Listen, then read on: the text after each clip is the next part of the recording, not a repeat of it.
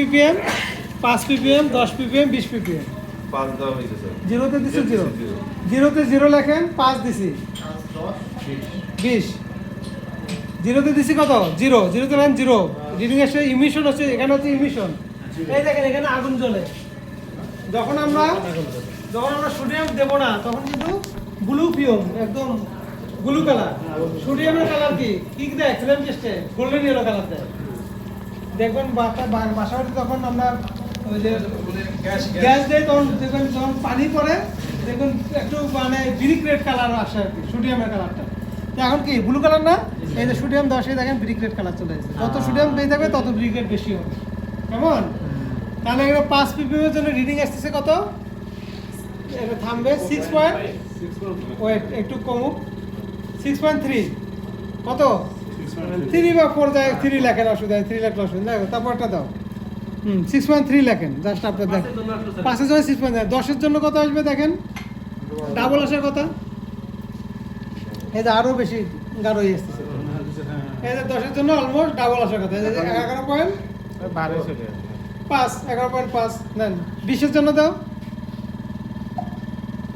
এটা দিয়ে পরে স্ট্যান্ডার্ড কাপড়, যে গ্রাফটে পরে করা যায়, এতে করা যায়। 20 এর জন্য আসবে কত 22 আসার কথা, কিন্তু যত কনসেন্ট্রেশন বাড়বে বিয়ার্স এবং ল্যাম্বার্টসের ল এখানে কাজ করে। সেই বিয়ার্স ল্যাম্বার্টসের ল ডেরিভেশন হয়, হাই কনসেন্ট্রেশন ডেরিভেশন হয়ে যায়। হ্যাঁ 18 লেখেন, 18 লেখেন বা 17.9 লেখেন, অসুবিধা নেই। এই 18 আসছে, 18 আর কি, হ্যাঁ 18 হয়েছে।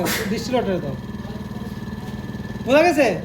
এখন আমি যদি ওই স্যাম্পল দেই, ধরেন স্যাম্পল করি, স্যাম্পলটা ওই স্যাম্পলটা করি, পানি স্যাম্পলটা, একটা পানি দাও, একটা পানি দাও। না এটা ওয়াশ করতে চাই, এটা মানে যে জিরোতে আমরা কথা ওয়াশ কমে দাও, ওয়াশ আউট করার জন্য জিরো হয়ে যায়।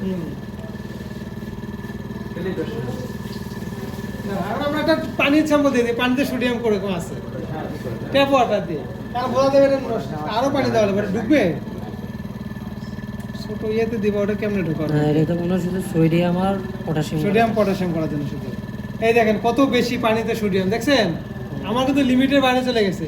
তাহলে কি করতে হবে? এটা ডাইলুট করে নিতে হবে।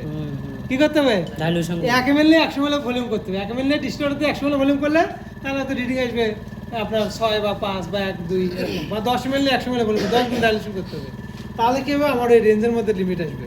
তখন রেঞ্জের মধ্যে যখন লিমিট আসবে তখন আমি ক্যালকুলেশন করতে পারবো। যখন এটা বেশি হয়ে যাবে তখন ডাইলুশন করতে হয়, 10 ml নিয়ে 100 ml ভলিউম করবো, করে তখন 10 গুণ কমে যাবে, তাহলে রিডিং 80 আসছে, তখন 10 গুণ মানে 8 এর কাছাকাছি আসবে, তখন একুরেট বেশি হবে। কারণ এই সমস্ত যন্ত্রতে বেশি হাই কনসেন্ট্রেশন মেজার করা যায় না, ভেরি লো কনসেন্ট্রেশন। কারণ যে প্রিন্সিপালের উপরে যন্ত্রগুলো তৈরি করেছে সেটা লো কনসেন্ট্রেশনের ক্ষেত্রে প্রযোজ্য, হাই কনসেন্ট্রেশনের ক্ষেত্রে প্রযোজ্য নয়। বোঝা গেছে? তাহলে আমরা কয়েকটা যন্ত্র আমরা